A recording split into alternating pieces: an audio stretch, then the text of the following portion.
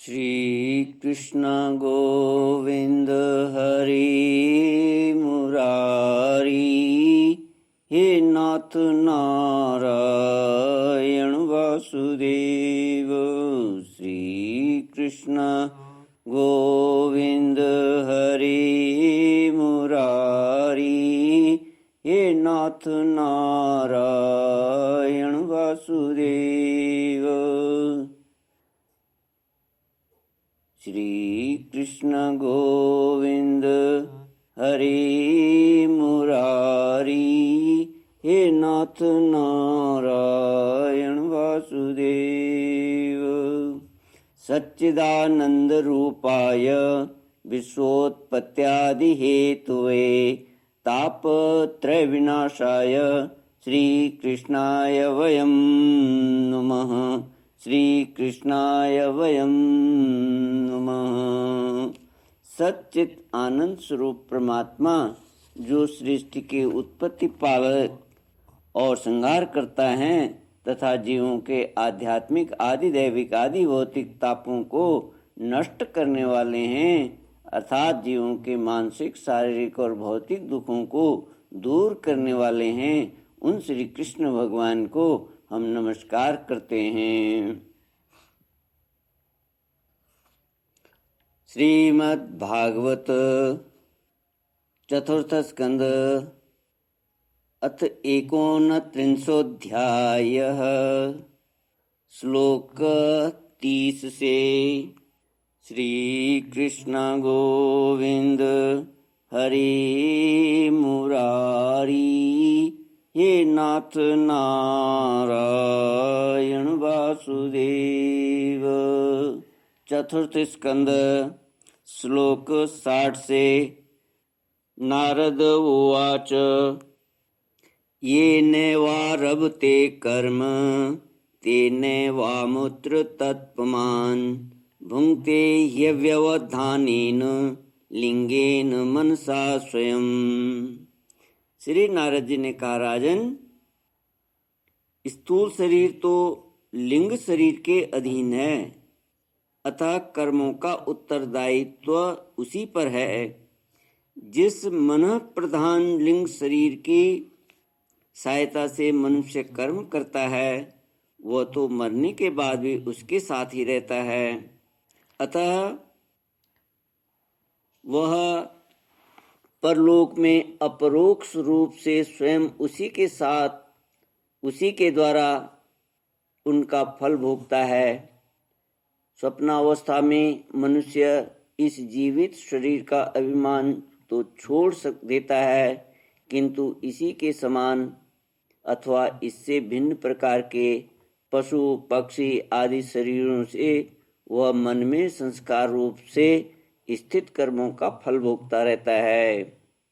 इस मन के द्वारा जीव जिन स्त्री पुत्रादि को ये मेरे हैं और देहादि को यह मैं हूँ ऐसा समझकर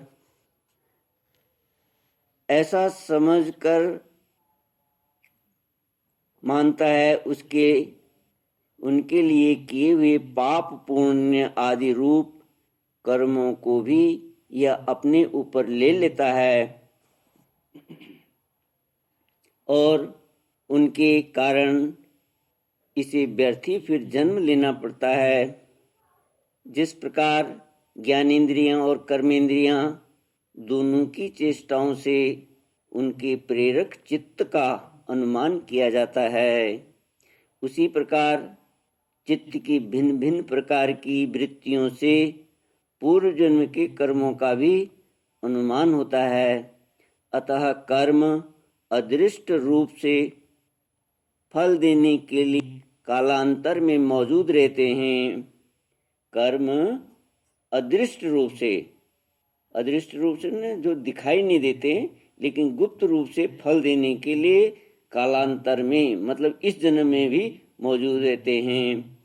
कभी कभी देखा जाता है कि जिस वस्तु का इस शरीर से कभी अनुभव नहीं किया, जिसे न कभी देखा न सुना ही, उसका स्वप्न में वह जैसी होती है वैसा ही अनुभव हो जाता है। राजन, तुम निश्चय मानो कि लिंग देह के अभिमानी जीव को उसका अनुभव पूर्व जन्म में हो चुका है, क्योंकि जो वस्तु पहले अनुभव की हुई नहीं होती है उसकी मन में वासना भी नहीं हो सकती। राजन, तुम्हारा कल्याण हो। मन ही मनुष्य के पूर्व रूपों को तथा भावी शरीर आदि को भी बता देता है, और जिनका भावी जन्म होने वाला नहीं होता, उन तत्ववेताओं की विदेही मुक्ति का पता भी उनके मन से ही लग जाता है। कभी कभी स्वप्न में देश काल अथवा क्रिया संबंधी ऐसी बातें भी देखी जाती हैं जो पहले कभी देखी या सुनी नहीं गई, जैसे पर्वत की चोटी पर समुद्र, दिन में तारे अथवा अपना सिर कटा दिखाई देना इत्यादि। इनके दिखने में निद्रा दोष को ही कारण मानना चाहिए। मन के सामने इंद्रियों के अनुभव होने योग्य पदार्थ ही भोग रूप में बार बार आते हैं और भोग समाप्त होने पर चले जाते हैं। ऐसा कोई पदार्थ नहीं आता जिसका इंद्रियों से अनुभव ही न हो सके। इसका कारण यही है कि सब जीव मन सहित हैं। साधारणतया तो सब पदार्थों का क्रमशः ही भान होता है, किंतु यदि किसी समय भगवत चिंतन में लगा हुआ मन विशुद्ध सत्व में स्थित हो जाए तो उसमें भगवान का संसर्ग होने से एक साथ समस्त विश्व का भी भान हो सकता है। जैसे राहु दृष्टि का विषय न होने पर भी प्रकाशात्मक चंद्रमा के संसर्ग से दिखने लगता है।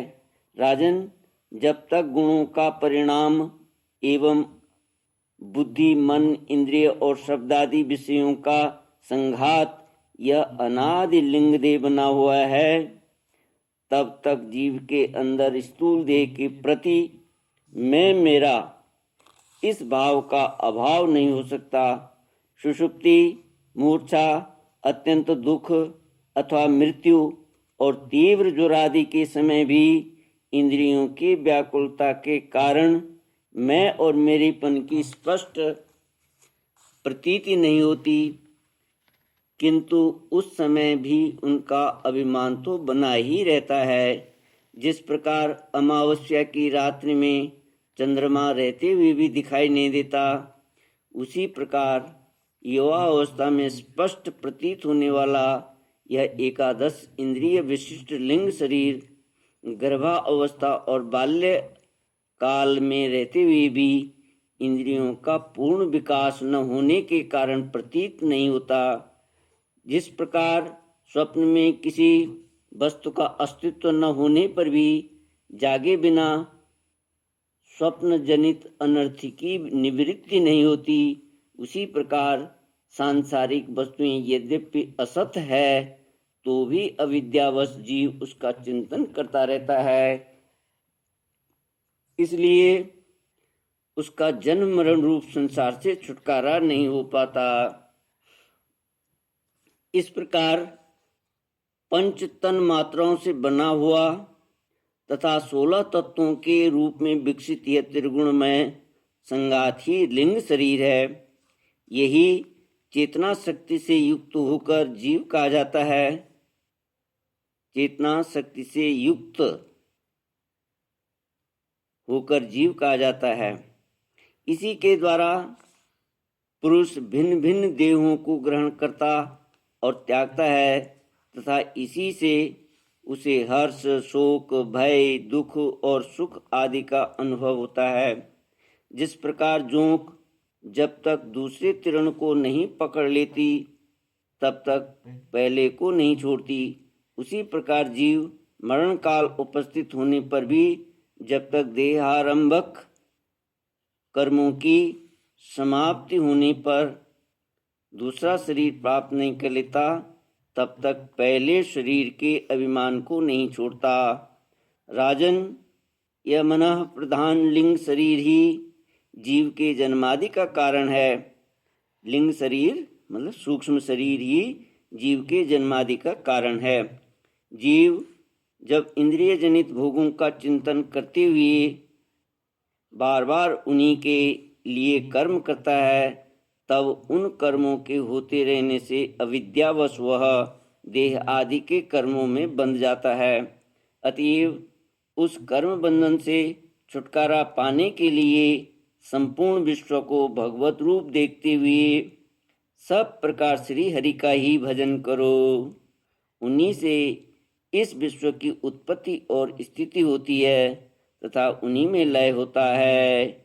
श्री कृष्ण गोविंद हरे मुरारी, हे नाथ नारायण वासुदेव। मैत्रेय उवाच भागवत मुख्यो भगवान् नारदो हंसयोर्गतिं प्रदर्श्य हिमुमामन्त्र्य सिद्धलोकं ततो गतम्। मैत्रेय जी कहते हैं, विदुर जी, भक्त श्रेष्ठ श्री नारद ने राजा प्राचीन बरही को जीव और ईश्वर के स्वरूप का दिग्दर्शन कराया। फिर वे उनसे विदा लेकर सिद्धलोक को चले गए। तब राज ऋषि प्राचीन बरही भी प्रजा पालन का भार अपने पुत्रों को सौंपकर तपस्या के लिए कपिलाश्रम को चले गए। वहाँ उन वीरवर ने समस्त विषयों की आसक्ति छोड़ एकाग्र मन से भक्ति पूर्वक श्री हरि के चरणों का चिंतन करते हुए सारूप्य पद प्राप्त किया। निष्पाप विदुर जी, मैत्रेय जी कहते हैं, निष्पाप विदुर जी, ये कथा मैत्रेय जी विदुर जी को भी सुना रहे हैं। तब कहते हैं, देवऋषि नारद के परोक्ष रूप से कहे हुए उस आत्मज्ञान को जो पुरुष सुनेगा या सुनाएगा वह शीघ्र ही लिंग देह के बंधन से छूट जाएगा। देवऋषि नारद के मुख से निकला हुआ यह आत्मज्ञान मुकुंद के यश से संबंध होने के कारण त्रिलोकी को पवित्र करने वाला, अंतःकरण का शोधक तथा परमात्मा पद को प्रकाशित करने वाला है। जो पुरुष इसकी कथा सुनेगा वह समस्त बंधनों से मुक्त हो जाएगा और फिर उसे इस संसार चक्र में नहीं भटकना पड़ेगा। विदुर जी, गृहस्थाश्रमी पुरंजन के रूपक से परोक्ष रूप से कहा हुआ यह अद्भुत आत्मज्ञान मैंने गुरु जी की कृपा से प्राप्त किया था। इसका तात्पर्य समझ लेने से बुद्धि युक्त जीव का देहाभिमान निवृत्त हो जाता है तथा उसका परलोक में जीव किस प्रकार कर्मों का फल भोगता है यह संशय भी मिट जाता है। श्री कृष्ण गोविंद हरि मुरारी, हे नाथ नारायण वासुदेव। इति श्रीमद्भागवते महापुराणे पारमहंस्यां संहितायां चतुर्थस्कन्धे विदुरमैत्रेय संवादे प्राचीन बर्हि नारद संवादो नामैकोनत्रिंशोऽध्यायः। ओम पूर्णमद पूर्णमिदं पूर्णात् पूर्णमुदच्यते पूर्णस्य पूर्णमादाय पूर्णमेवावशिष्यते। ओम शांति शांति शांति। हरि ओम। श्री गुरुभ्यो नमः। हरि